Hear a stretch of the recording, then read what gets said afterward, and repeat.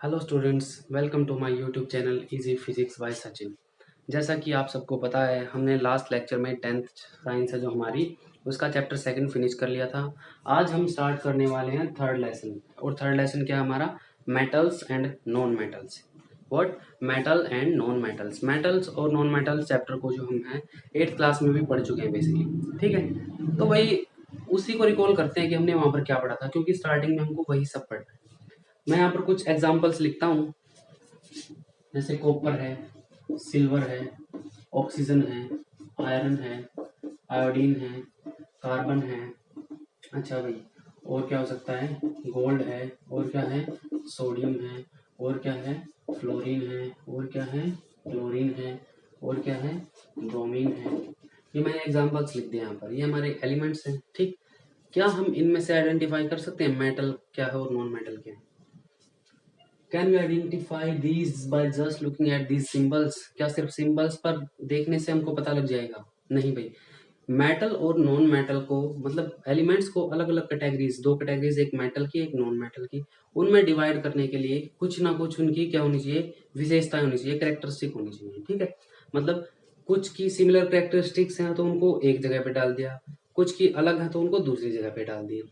ठीक है, जैसे यहाँ पर मैं बता देता हूँ, कॉपर है, सिल्वर है, आयरन है, गोल्ड है, सोडियम है, ये सारी हमारी मेटल्स हैं, और जो बच गई वो हमारी नॉन मेटल्स है। तो ये तो मैंने तो बता दिया आप लोगों को, लेकिन आप लोग कैसे आइडेंटिफाई करोगे?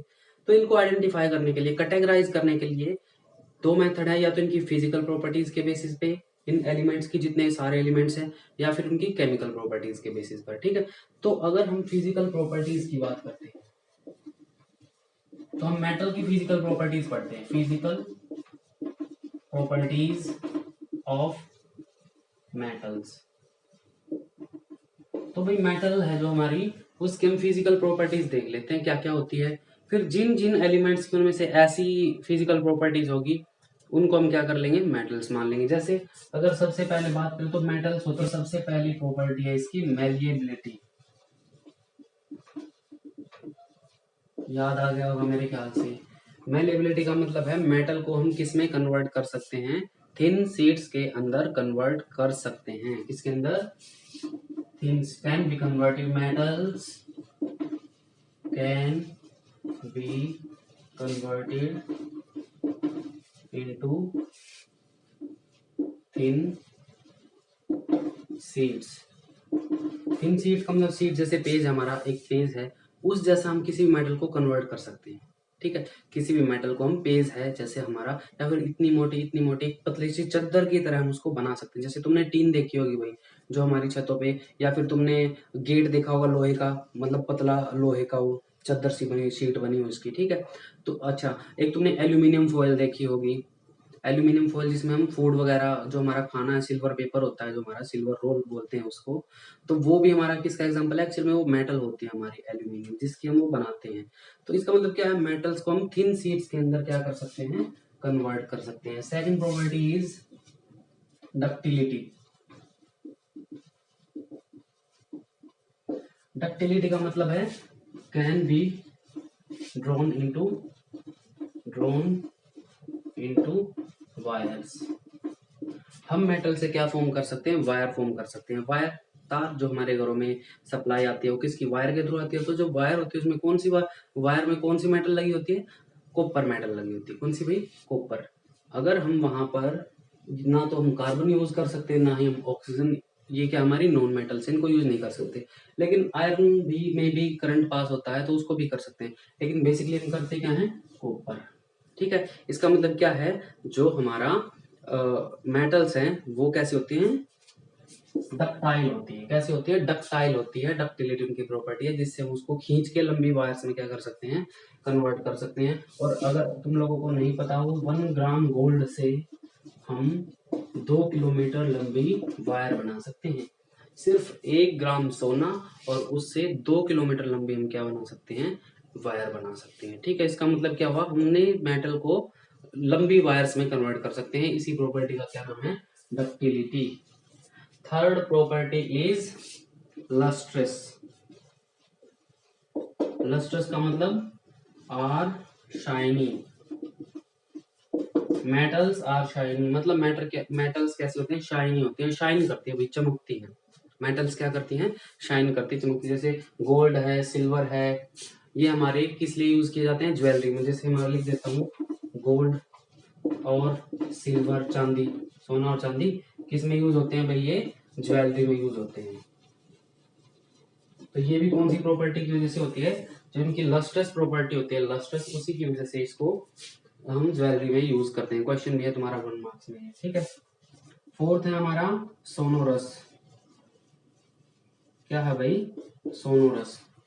सोनोरस का मतलब है एक हैमर लो, लकड़ी लो, लकड़ी नहीं, एक जैसे तुम्हारे स्कूल में रिंगिंग बेल होती है, बेल होती है, हम क्या करते हैं उसके ऊपर, जैसे ही उसके ऊपर हम हथौड़ा मारते हैं तो एकदम से टन ये आवाज आती है, ठीक है। तो किसी भी मेटल को जब हम हैमर से या फिर किसी और चीज से स्ट्राइक करते हैं तो रिंगिंग साउंड प्रोड्यूस होती है। क्या होती है, produces ringing sound, produces ringing sound. तो मेटल्स क्या करती हैं भाई, रिंगिंग साउंड प्रोड्यूस करती हैं। I think your point is clear for this, ठीक है। Metals are good conductor of heat and electricity. जो मेटल्स होती हैं वो क्या करती हैं, हीट को अच्छे से, पहले हीट का बताता हूँ, हीट को अच्छे से कंडक्ट कर लेती है। जैसे हम घरों में खाना बनाते हैं तो किस में बनाते हैं, प्लास्टिक में बनाते हैं क्या, नहीं। जो हमारा बर्तन होता है वो किसी मेटल का बना होता है, और क्या होता है, वो नीचे से गर्म होता है और उसके अंदर जो फूड है वो पक जाता है। क्यों पक जाता है, क्योंकि जो हीट हमने उसको नीचे से दी ना, वो उसके आर पार होकर खाने तक पहुंच गई। इसका मतलब क्या हुआ, उस मटेरियल ने किसको कंडक्ट किया, हीट को कंडक्ट किया, ठीक है। तो मेटल्स हमारे क्या करती हैं, हीट को कंडक्ट करते हैं। इसलिए हम जो हमारे बर्तन वगैरह वो एल्यूमिनियम वगैरह से बनाते हैं, और एल्यूमिनियम क्या एक मेटल है, और मेटल है तो क्या करेगी, हीट को कंडक्ट करेगी। दूसरा इलेक्ट्रिसिटी, मेटल्स हमारी इलेक्ट्रिसिटी को भी कंडक्ट करती है। इलेक्ट्रिसिटी मतलब बिजली, जो लाइट आती है हमारे घरों में तारों के थ्रू आती है ना, तार किसकी बनी होती है, कॉपर की बनी होती है, मतलब मेटल। तो जो मेटल्स है हमारी हीट की भी गुड कंडक्टर होती है और इलेक्ट्रिसिटी की भी। और अगर मैं कहूँ ये कैसी होती है, मेटल्स हमारी हार्ड होती हैं। कैसी होती हैं, हार्ड होती हैं, कठोर होती हैं, ठीक है। कुछ एक मेटल्स हैं, अभी बताऊंगा आगे एक्सेप्शंस में, ठीक है। जनरली मेटल्स क्या होती हैं, हार्ड होती हैं। इनका जो मेल्टिंग और बॉइलिंग पॉइंट है वो क्या होता है, high melting point and boiling point. Melting point और बॉइलिंग पॉइंट इनका हाई होता है। मेल्टिंग पॉइंट से क्या मतलब है, मेल्टिंग पॉइंट किसी भी एलिमेंट का वो टेम्परेचर होता है जिसके ऊपर वो चीज मेल्ट, पिघलना स्टार्ट कर देती है, ठीक है। तो अगर मान लो मेरे पास लोहा है, मैं उसको गर्म करता रहूं, बहुत ज्यादा हाई टेम्परेचर पर जाने के बाद वो मेल्ट होगा, पिघलेगा।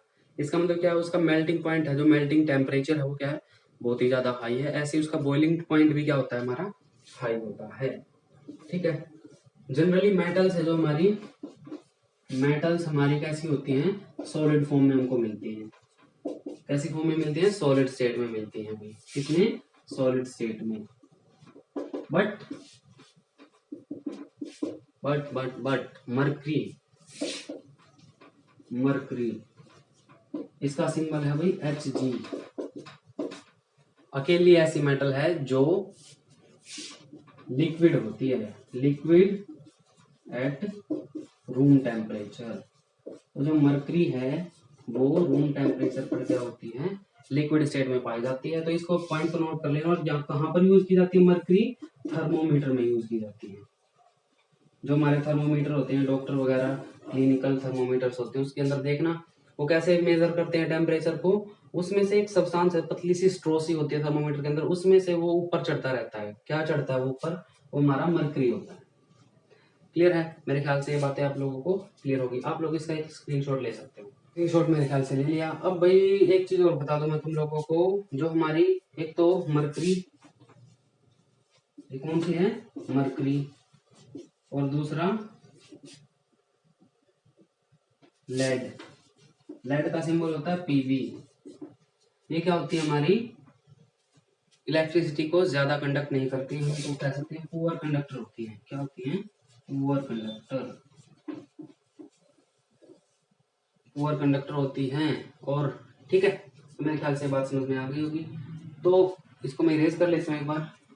सो स्टूडेंट्स, अब हम बात करते हैं नॉन मेटल्स की। नॉन मेटल्स एग्जांपल्स लिख देता हूँ, जिसमें क्लोरीन है, ब्रोमीन है, आयोडीन है, और क्या हो सकता है, ऑक्सीजन है, हाइड्रोजन है।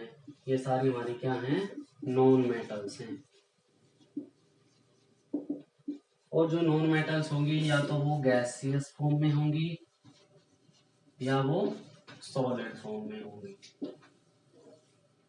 या तो गैसियस स्टेट में मिलेंगी हमको या सॉलिड स्टेट में मिलेंगी, एक्सेप्ट वन, एक को छोड़कर। और वो कौन सी है, ब्रोमीन, जो हमें कैसी स्टेट में मिलती है, लिक्विड स्टेट में मिलती है।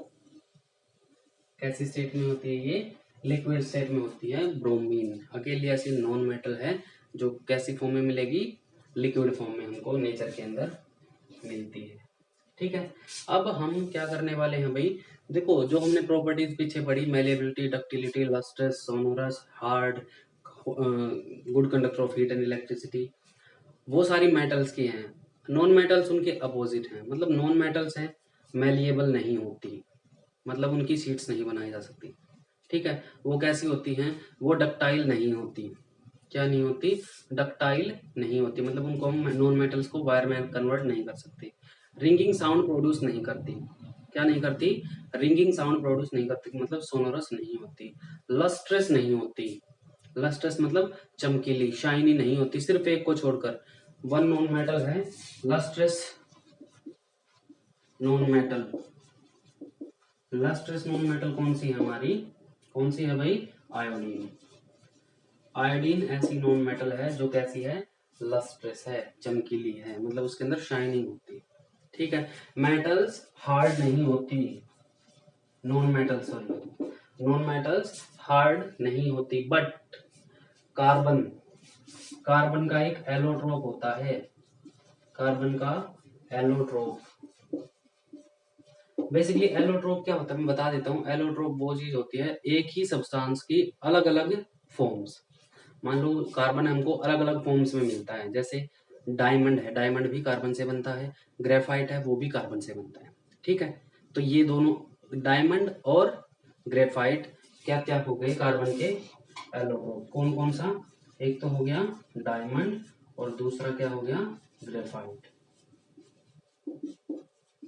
ठीक है, डायमंड और ग्रेफाइट दोनों क्या है, कार्बन के एलोट्रोप्स हैं। अब जो डायमंड है ना वो हार्डेस्ट मटेरियल है, हार्डेस्ट मटेरियल, मतलब हमें जितने भी मटेरियल्स पता हैं उनमें से सबसे ज्यादा हार्ड अगर कोई है वो कौन सा है, डायमंड है। और डायमंड किससे बनता है, कार्बन से। और कार्बन क्या, कार्बन जो है हमारा क्या होता है, नॉन मेटल होता है।